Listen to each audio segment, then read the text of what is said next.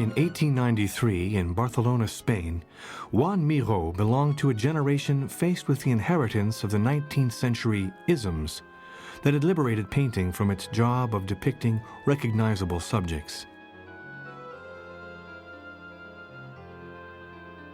However, by the time Miro was ready to open the door of the art world, Cubism had already disassembled and reconstructured the picture space and its subject matter, and Dada had just dynamited art's meaning. Les Fauves had stopped using paint to show nature and had begun using nature to show paint. In short, the academic art world was under attack, and some enemy camps had already formed. Young artists had to decide about their allegiance. Then they had to find their own artistic identities. Joan Miro's father was a goldsmith and watchmaker from Tarragona. Miro's father left his native village for Barcelona, where he switched to precious metals and built up a very successful business. Miro's mother was the daughter of a cabinet maker from Palma de Mallorca. A reserved and dreamy child of fragile health, Miro was a poor student at school. He started drawing classes at the age of 7. During the same year, he began what became an annual trip to his grandparents, thus exchanging the city of Barcelona for the more provincial Catalan surroundings. The inhabitants were simple farmers. The many sketchbooks Miro saved from his youth show accurate, if unremarkable, observations of village streets and architecture, as if he were memorizing the places he saw. Later, as an adult, he would continue to return to the countryside of his childhood for long periods, usually during the summer and fall. In 1907, when Miro was only 14 years old, the question of his future career loomed against the horizon line, marked by the unsuccessful end of his secondary schooling. His father strongly suggested business classes. He attended them, but he also simultaneously attended the famous art academy where Picasso's father had taught, and Picasso himself had been briefly enrolled 9 years earlier. After the 17-year-old Miro had completed his business schooling, he began a job as a bookkeeper. Miro later writes about this period in his life.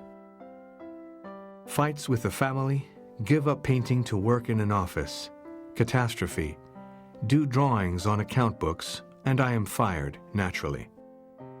At 19, I enter the Gulf Academy in Barcelona to devote myself entirely to painting. Although Miro's family was in good financial shape, they did not intend to support Miro all too generously in his resolution to become an artist. In 1915, Miro entered the military in Barcelona for an abbreviated stint and fulfilled his required service for 3 months of every year till 1917. View of Montreuil, 1917. He spent the remaining part of the year working in a studio in Barcelona that he shared with a friend, and in Montreuil, a village in the province of Tarragona where his family had bought a farm in 1911. Montreuil became a center of authenticity against which Miro measured the power of his art. Miro's early work is caged in by his knowledge of contemporary art. The Fauves especially influenced him, that group of expressive colorists who carried Van Gogh's vision even further, and whose most famous member was Henri Matisse. Miro used the accepted genres of still life, portraits, and landscape to exercise his fledgling style. Sometimes, in what is probably the earliest surviving oil painting by Miro, The Farmer, from 1914, the heavy brushstrokes lie clumsily next to one another and tend to obscure the motif without having any saving graces of their own. The viewer can almost feel Miro struggling to coordinate the paint, his hand, and his eye. His first one-man show at Dalamou's gallery ran for 3 weeks, from January to February 1918, and contained 64 canvases and many drawings dating from 1914 to 1917. Some of the work was damaged in the violent reaction to the images. Perhaps the portrait of E.C. Ricard from 1917 was among the paintings exhibited. It incorporated a Japanese print in the background with the glaring colors of the fauves. The bold abstract patterning of Ricard's clothing almost crushes the delicate, flowing lines of the image behind him. His face is cartoon-like, but also suggestive of Romanesque portraits in its frontality and linear stylization. In a picture like Chiorana, 1917, painted in the hilly landscape near Montreuil, Miro has put aside nature's palette. The individual brushstrokes have integrated themselves into a rhythm of bright, broken colors that dip and rise in groupings of flat strip patterning. Miro has almost done away with illusionistic space here. He seems to be testing out color theories in his abstract contrasting of yellows and greens and blues and purples. Another work from 1917, North-South, a still life, reveals a bit of Miro's cultural and inspirational background. Arranged in a centrifuge of color, a tabletop, there are hints of folk art, song, growth, collage, and literature. Standing nude. Later, in 1918, Miro and some of his like-minded friends finally ended up forming their own group within the Saint-Luc group, which they named after the painter Gustave Courbet, whom they admired for his radicality.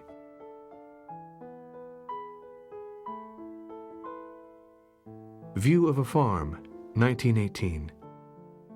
From July to early December 1918, Miro remained in Montreuil. He painted 4 landscapes from around the farm: the vegetable garden with donkey, the brick factory, the house with the palm tree, and the wagon tracks. The vegetable garden with donkey is rich in detail, reflecting Miro's treasuring of small things. The wagon tracks. Miro said of this painting, "It is a slow appreciation of the manifold nuances, the concentrated glory of the sun.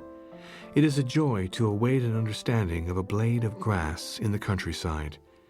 This blade of grass that is equally as beautiful as a tree or a mountain." The landscapes share a naive treatment of details, combining the way things are counted out and included with delicate decorative patterning. His colors have changed, become more natural and earthen.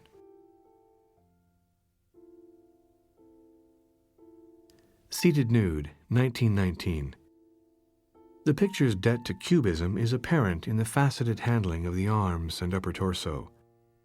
Yet, however profound Miro's admiration for the cubists, he was not, in his own words, derooted by them.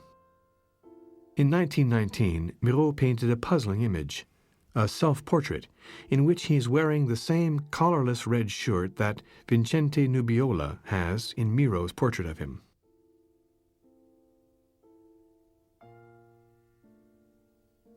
On Miro, it looks like silk pajamas. It flaps open at the throat, exposing a sensual expanse of neck and a small yet vital angle of chest hairs. Somehow he appears almost undressed. In comparison with the loud portrait of E.C. Ricard 2 years ago, Miro has captured a soft, hushed atmosphere here. The dimples, folds, and swells of his young face appear chiseled, his hair impeccably trimmed and combed into the semblance of an oiled cap.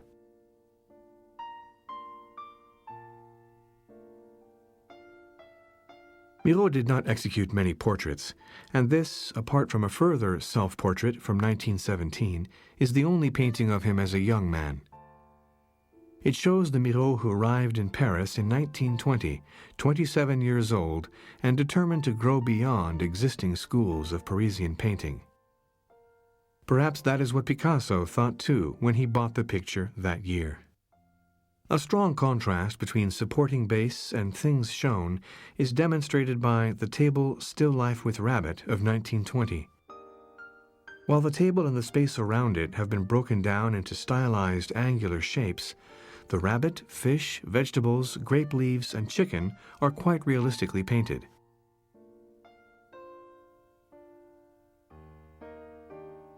Of the objects on the table, only the inanimate wine jug has been conquered by style.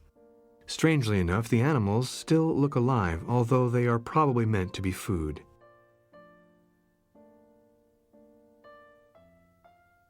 Miro arrived in Paris after considerable preparation and careful consideration of just how he could finance his stay there.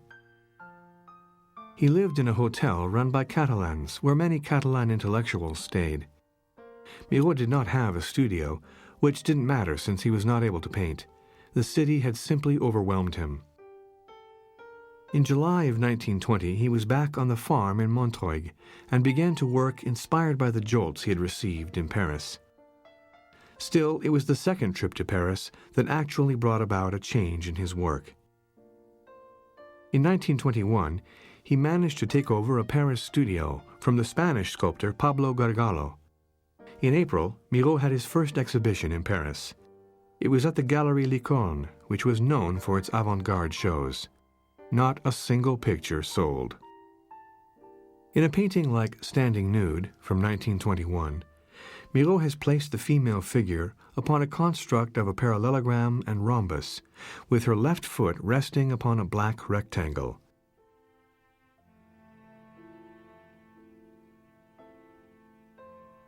Behind her is a field of squared-off blue that has been set off by squared-off bars of black, one of them interrupted by a white line that retraces its angular shape.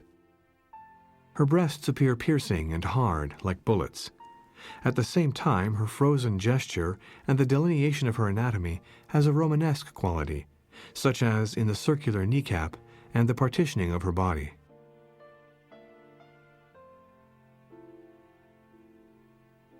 Miro's famous painting and so-called key to his work, The Farm, was also begun in 1921. It contains numerous abstract elements and correspondences that would be hard to explain without the new influence. A. For example, the black circle and the white base of the eucalyptus tree in the middle of the painting. B. The red square to its right defying the depth of the chicken coop it describes. C. The red tiles and rhomboid section of black to the lower left. D. And even the round moon. Could the sun be that pale? The red wagon wheel and the rooster's perch. E. Right in the foreground, Miro has placed a red spouting watering can for whom a bucket has tipped its skirt. F. Behind it is a French newspaper whose name, L'Intransigeant, the uncompromising, is truncated by a fold so that only the syllable meaning into or within remains. Referring as it does to the watering can under which it has been placed, it seems to be a written instruction to the male moistener. G. If we follow the tiles and small path to the back, we see 7 imprints of bare feet that stop suddenly without having got any further. H. The path, however, continues along to a square well or water trough. A woman is leaning over it, and there are a few pots, a bucket, and a bottle near her. Behind her, and positioned almost in the middle of the painting like its perspective point, is a squatting, idol-like figure, hairless and naked, fetal and frog-like, with extreme shadowing on one half of its body. I. Behind the well is a pump or mill that is powered by a mule harnessed into a circular tract, going around and around, not getting anywhere, but still accomplishing something. J. The rooster, the rabbits, and the goat add sexual aspects, but they are also details of life on the farm at Montreuil. K. The vegetation is sparse. Either the crops or somewhere else, or the farm, unkempt as it appears, is no longer working. On the lower left, a huge wild plant erupts into bloom.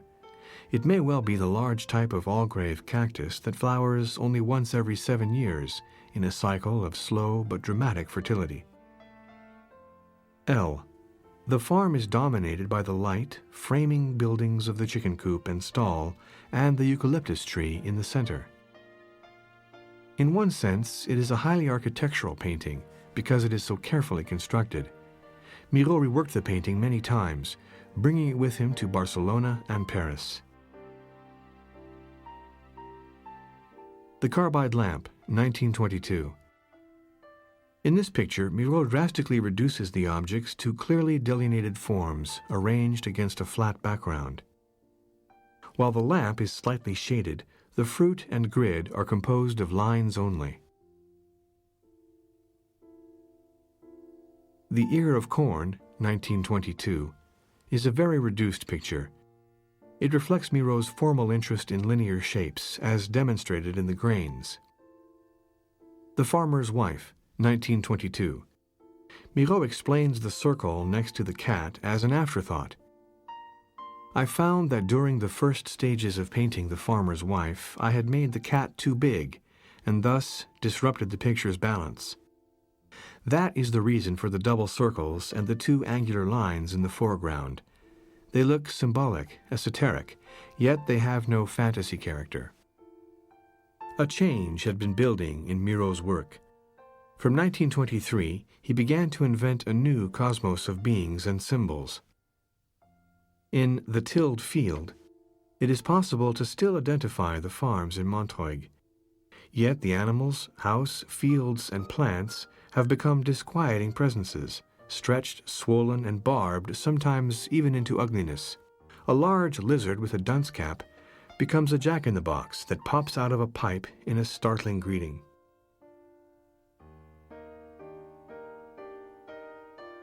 The fishhead has lost his body, suggesting a smelly odor and the proximity to the sea. The ear is a giant listener.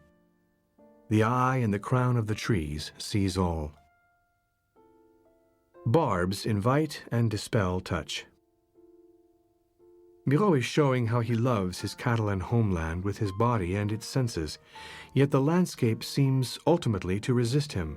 It awakens his reverence, but it is not paradise. The flags waving on the gnarled tree, Catalan, Spanish, and French, tip up in optimistic crescents. Birds wheel in the sky, next to a cactus tree's triangular crown. Freedom? The folded newspaper in the foreground says day using French, but a little night is falling diagonally onto the upper right-hand corner of the painting, where something is hanging, a large spider or perhaps only a leaf. The Hunter, 1923, is almost the same size as The Tilled Field, and it has some similarities in its placement of forms. The subject matter that belongs to these forms, however, has been somewhat changed. Obviously, even more of recognizable reality has been left behind. The abstract circular bases of the tree in the farm have developed themselves into the symbol for a tree. Here is large, light, and slightly irregular circle marked by a black point, a diagonal line, and a single leaf. It corresponds to the carob tree in The Tilled Field on the right side of the painting and also has an eye growing out of it. To the left, a stick figure resembling the cactus-like tree in The Tilled Field indicates a human figure, the hunter.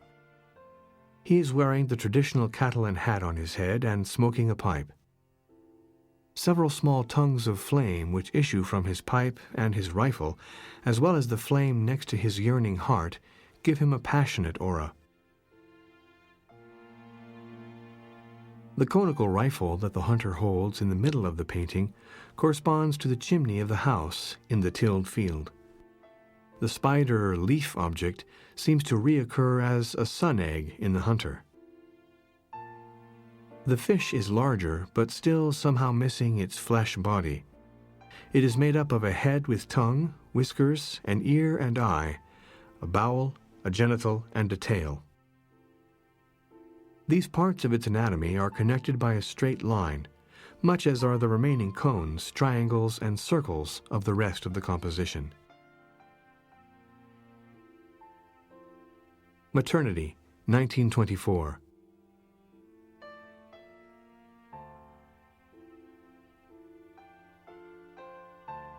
Head of a Peasant, 1924-25. In 1924, the year André Breton published the first Surrealist Manifesto, Miro made several more paintings in this vein.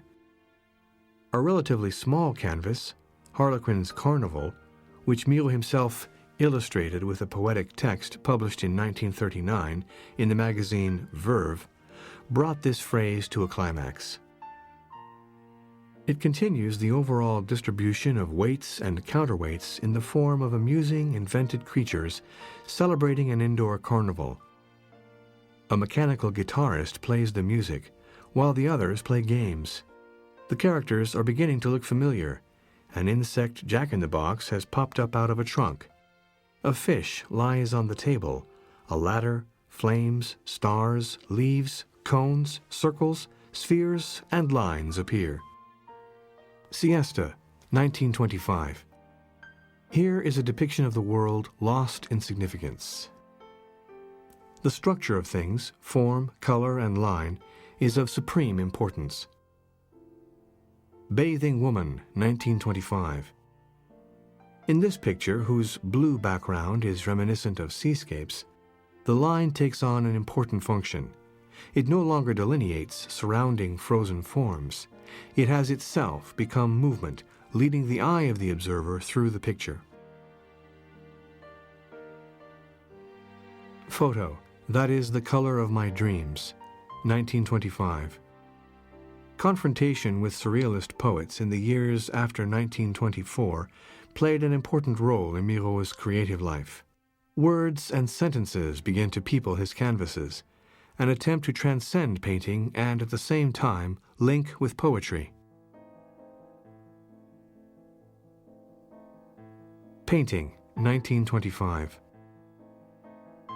Person throwing a stone at a bird, 1926.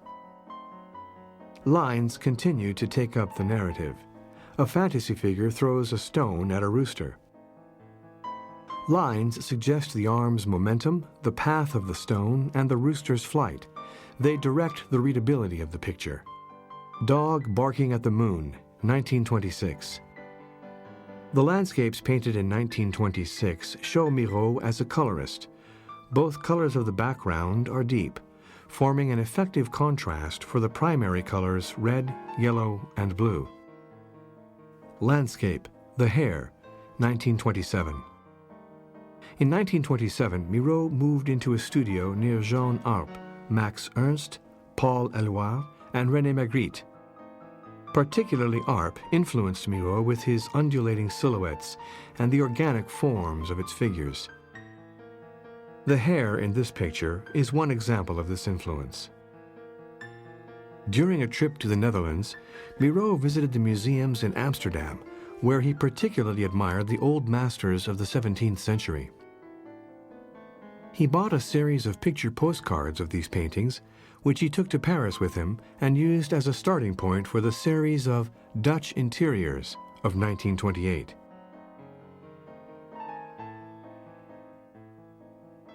In the pictures Interior 1 and 2 shown here, Miro made use of Hendrik Marten Sorg's The Lutenist, as well as Jan Steen's Cat Dancing Lesson. At first sight, these pictures have little in common with the 17th century paintings. A closer look shows, however, that each form of the Dutch interior refers to part of the original painting. Miro attempted an exact transformation of all the details into the realm of the fantastic. In Dutch Interior 2, the windows and chairs are reduced, while the head of the figure on the left is 5 times bigger than its body. Color, too, has asserted itself against the original. Dutch Interior 1 and 2 present a recreation of the old masters in a modern language of form and color. In this way, Miro clearly illustrates what is possible in painting and present, as well as what is no longer possible.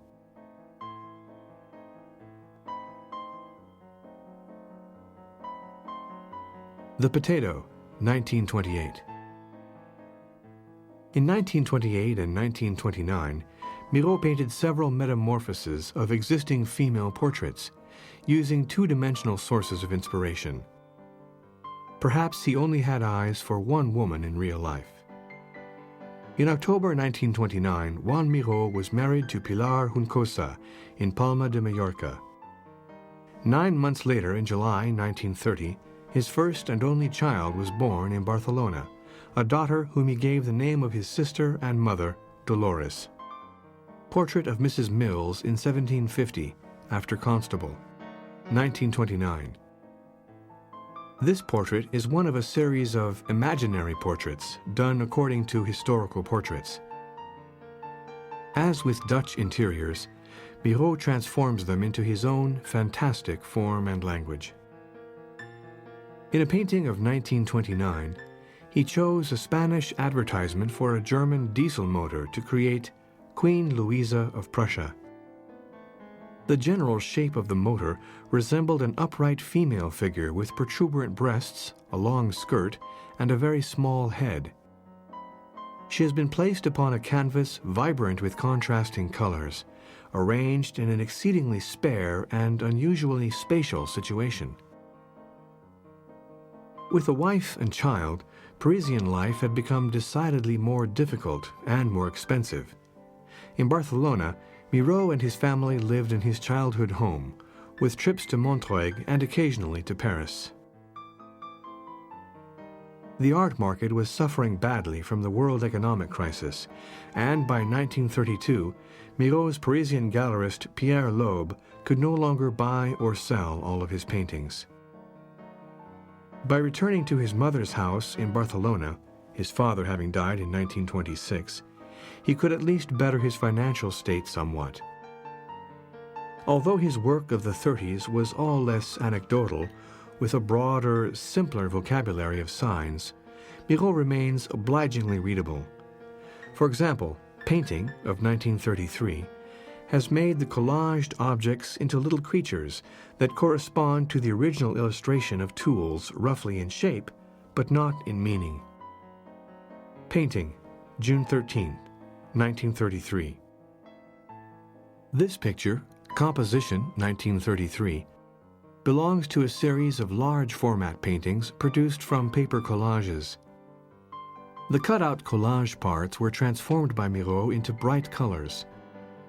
This series of pictures represents some of his most abstract work. Miro, who led a peaceful and privileged life within his family, could still paint an image like the large, brilliantly colored Swallow Love in the winter of 1933-34, which was the design for a wall tapestry. As early as the 20s, Miro had begun to experiment with picture poems. Here, figures and word elements are linked by twisting lines. The word hirondelle, swallow, and amour, love, stand in front of the blue background as if written in the sky by an aeroplane or by the flight of a swallow. The free distribution of the parts of the body and forms creates an effect of liberation and openness, bird's flight, and the free fall of one or two persons. Figure, October 1934. In 1934, Miro began a series of pastels, some of which must be admitted are rather scatologic. He has made frequent use of genitals as symbols of his art, yet his attitude towards sex is fundamentally innocent and far from vicious. Head of a Man, 1935. Miro's humor turns quite malignant in this picture, surely one of the most savage works of Miro's career, modeled with uncanny firmness and skill, so that its effect is sculptural. Rope and People 1, from 1935, is a collage that continues the wild pictures. 4 vertical figures fill the vertical image. A man biting his own hand, a rope looping out towards his neck, and 2 bare-breasted women. Miro, who saw the rope as constricting and hurting the figures, used it as a symbol of violence. Painting, 1950. Here, the pieces of rope have been bound together to make large knots. They make a 3-dimensional relief out of the picture, making it appear as a precursor of the later Combine paintings of Robert Rauschenberg. Man and woman in front of a pile of excrement, 1936. shows more characters involved with each other in a science fiction-like landscape or windowless interior space. Their inventive forms, heightened by extreme color contrasts, express hysteric urges and reactions. After the outbreak of the Spanish Civil War in July 1936, Miro returned to Paris, where his family joined him 1 month later. He was to remain in exile in France until 1940. At first, without a studio or place to live, Miro was forced to stay in a hotel. Because he could not paint, he began a journal in which he wrote poetry and prose. Still Life with Old Shoe, 1937. Miro began to work on a still life that he came to consider one of his most important paintings. He set up an empty gin bottle wrapped in a piece of paper with a string around it, a large apple with a fork stuck into it, a crust of black bread, and an old shoe on top of the table, and spent 5 months painting them. Since he had no studio, he worked on the mezzanine of Pierre Loeb's gallery. He also spent some time drawing nude models.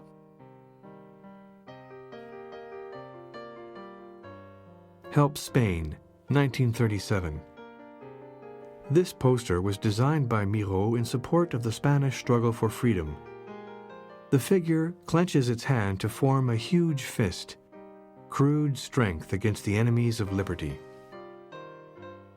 The self-portrait of 1937 shows Miro was seeing stars, and he was soon to begin a series of paintings that came to be known as the Constellations. At Varangeville-sur-Mer in Brittany, the American architect Paul Nelson had a house. Miro began a new stage in his work that had its source in music and nature. One of the finest works in this series of portraits is Portrait 1, 1938, with butterfly mouth and a star. After the linear discipline of the self-portrait, the painter returned in this picture to the forceful colors he had used with such assurance for many years. A nursery decoration, 1938, painted by Miro for the 3 children of Pierre Matisse, seems rather odd at first glance. Its subject matter seems so distraught and menacing. Yet, however malevolent the fanged animal at the right, the picture has an underlying gaiety and cohesive power which make it one of the most admirable of the artist's large-scale works. A dewdrop falling from a bird's wing wakes Rosalie, who has been asleep in the shadow of a spider's web, 1939. This picture belongs, as well as the escape ladder, to the so-called burlap series. Miro developed this typical world of figures on the coarse material, giving them poetic titles. At this time, Miro was leading a secluded life, dedicated to his art.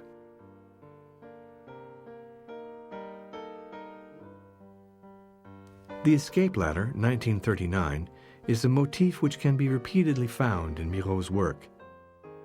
In the days of the onset of the Second World War, it may be understood as a metaphor for the search for an escape from threatening world events. The Nightingale's Song at Midnight and the Morning Rain, 1940. André Breton said about Miro's constellations, "They belong together and differ from one another like the aromatic or cyclic series of elements in chemistry. If one considers them both in their development and as a whole, each of them assumes necessity and value like a constituent in a mathematical series. And finally, they give the word series a special meaning by their uninterrupted and exemplary sequence." The Morning Star, 1940.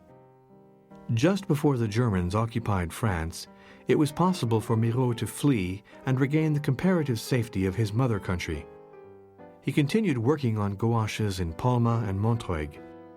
They were generically titled The Constellations, after the completion of the 10th image in 1940. Awakening at Dawn, 1941. Here he uses linear tracery to link the dots defining the strange and amusing creatures staring out of the patterning. Limited areas are painted flatly in green, yellow, red, and blue, However, the black of the dots, some hourglass or bow shapes, and the lines dominate, floating clearly above a light surface that has been worked with washes and scratching to bring out its texture. The Poetess, 1940. The Woman and Birds in Front of the Sun, 1942. Painting, 1943. Stars, moons, suns, and figures are linked to form a delicate and close-knit cosmic network of signs in the series Constellations. He systematically alters the colors on their crossing of the lines. Red becomes black, black becomes red. The result is a pulsating of the forms in the background. Miro continually emphasizes his difficult search for compositional balance while working on this series. The Bullfight, 1945. When the constellations were shown in January 1945, this series of 23 gouaches were the first European paintings to be shown in New York for some time. Despite their small formats and being executed on paper, they had been smuggled into the country in a diplomatic pouch, they made a tremendous impression upon their audience. Women and Birds at Sunrise, 1946. The constellations were to have a profound effect on the New York school of painting and change the work of artists such as Achille Gorky and Jackson Pollock. Miro's all-over distribution of forms, the variety of recurring elements, the application of automatic drawing principles, and the idea of working in series began to blossom in American paintings. During the war years, Miro had worked to a great extent on paper because materials were scarce and because paper could more quickly and easily be moved than canvases. Miro also works with ceramics, branding irons, and constructions with elements of nature such as trees, rocks, roots, plants, and flowers. At the end of the Second World War, Miro was not an aging survivor disappointed by tragedy, but rather someone impatient to experiment and expand. It is not surprising that Miro should choose the end of the war to mark a turning point in his career. At 52 years of age, he decided that the time had come to finally profit from his art. During much of 1945, Miro lived at Artigas's house, and a great part of his time was naturally spent on ceramics rather than paintings. Nevertheless, a number of important pictures date from this year, such as The Harbor. In 1946, he completed the beguiling little Women in the Night, which suggests a preparatory plan for a mural such as Miro was to create for the Cincinnati Hotel the following year.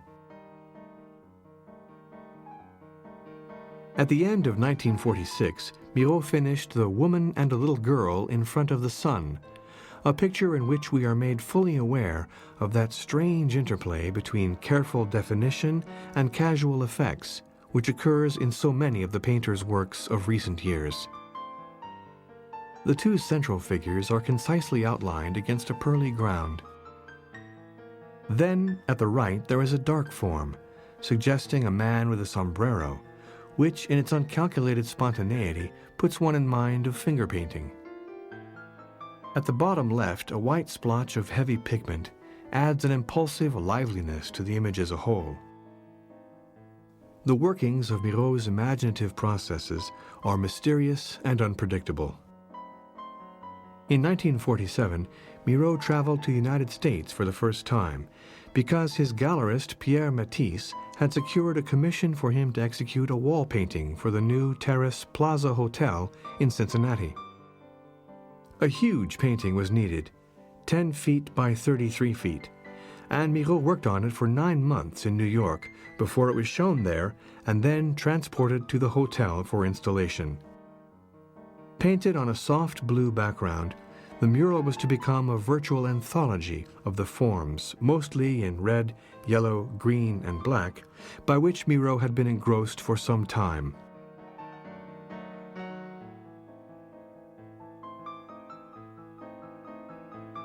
Despite his absorption in 2 large-scale commissions, Miro also completed a number of outstanding easel paintings at this time.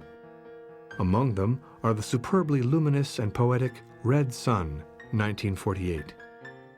During 1950, Miro's reflections on the intricate problems of the Harvard mural may have had some influence on two charming pictures of medium size, Painting and The Personage and Moon. His interest in collage revived in a capital work with string and rope, The Composition, 1950, whose vaporous background provides a breathtakingly sensitive foil to the figures and chords painted on or affixed to the surface.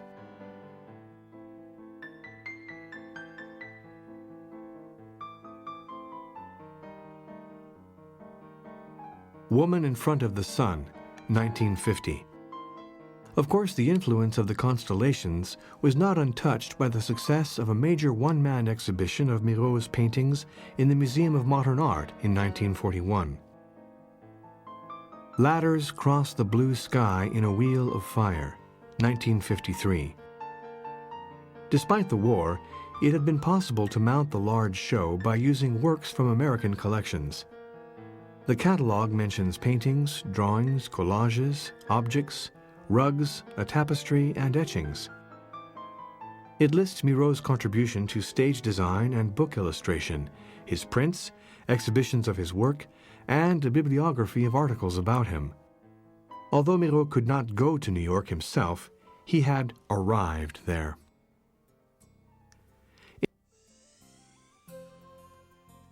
In the 50s, Miro bought a house and a piece of land on Mallorca, where he had spent part of the war years with his wife's relatives.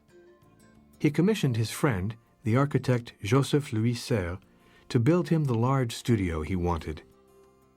The move to the new studio in 1956 meant consolidating his belongings, reviewing his ideas, and destroying or overpainting things he felt were not worth keeping. The beautiful new space opened up many possibilities for Miro, who continued to work almost incessantly in a disciplined fashion. He traveled to Paris, worked with Ortigas on ceramic projects, and went to the Megt Foundation in Saint-Paul-de-Vence and to Barcelona to execute a series of prints. He also began to make sculptures on a greater scale, which were sometimes cast in bronze at foundries in Barcelona and Paris. From 1953 to 1956, Miro produced around 200 ceramics with Ortigas. This was a prodigious effort, which may well have reached its climax of eloquence and power in the Portico of 1956. In 1957, the artist had published by Louis Broder in Paris a suite of 22 etchings, dry points, and aquatints entitled La Bague d'Aurore, many of them extremely fine work.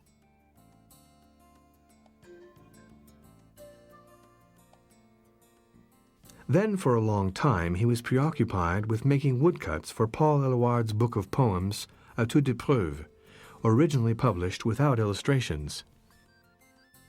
Miro's book has now been issued and constitutes one of the most triumphant feats of book illustration in our century. Considering the quality of À toute épreuve, no one could begrudge the time Miro spent on it rather than painting, and concurrently the artist produced some exceptional pictures, among them Coiffeur Disheveled by the Flight of Constellations, 1954. Slightly later, the excellent picture Painting, in which appears part of the Jack-in-the-Box that Miro delightedly plays with in a sequence from Thomas Bouchard's film on the master. The Sun Wall, 1955-58. At the beginning of the 50s, Miro and his friend Ortigas tested the possibility of using ceramics in his artistic work.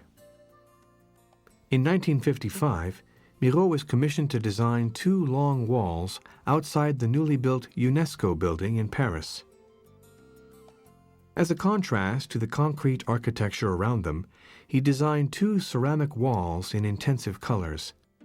One of these was dedicated to the sun, the other to the moon or night. That year, Miro was awarded the Guggenheim International Award, which President Eisenhower handed over to him in May 1959.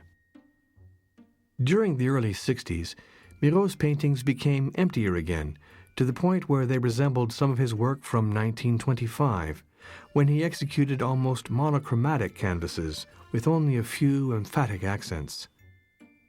One of several large triptychs, Blue 2, 1961, and Blue 3, both show clearly delineated and indistinct black and red forms against a bright blue field. The viewer is tempted to read the three canvases as the flying saucer-like appearing and disappearing of the red bar. Time, space, orbits, but also microcosms invisible to the eye suggest themselves. Fleeing Young Girl, 1968. This 1968 Miro sculpture has many faces. During the late 60s, he made a great number of surprisingly fresh-looking sculptures, whose humorous mixture of objects and bright coloring made them into engaging pop personalities. The Woman and Bird, 1967. Miro often made his sculptures from objects and materials he found. He often put the parts together as models, which were then cast in bronze. Finally, Miro painted them in bright colors. His Majesty, 1967-68, does not look as if it could possibly be the work of a 75-year-old man. The sculpture park with labyrinth in Saint-Paul-de-Vence might be the best place to see all types of Miro's sculpture in the place he liked it shown the best, outdoors. In 1968, Miro designed a large ceramic mural and labyrinth of sculptures for the Mecte Foundation in Saint-Paul-de-Vence. The splendor of the ceramics has guided me. It's like sparks. And then the struggle with the elements, with earth, fire. I am definitely a fighter by nature. When you make ceramics, you have to be able to tame the fire. Joan Miro. Over 10 years later, in 1973, he painted May 1968, a delayed reference to the student revolution in Paris. It, too, combines and recharges spontaneous gestures and deliberate signs and comes up with a painting that looks as if it could have been done during the 80s. Personnage, Birds, Star, 1978. Miro once again imitates the elements that characterized many of his paintings. His later work adds a new quality to his world of signs, a far cry from the joyful figures of the previous years. Miro's output was prodigious. During his 90 years of life, he made at least 2,000 oil paintings, 500 sculptures, 400 ceramic objects, and 5,000 drawings and collages. Using lithography, etching, and other graphic techniques, he created about 3,500 images, which were mostly published in editions of 50 to 75. And all of them contain some part of Miro's Catalan home, expressed by the language he developed in time, always growing from his roots there. Joan Miro died on December 25, 1983, at the age of 90 years old.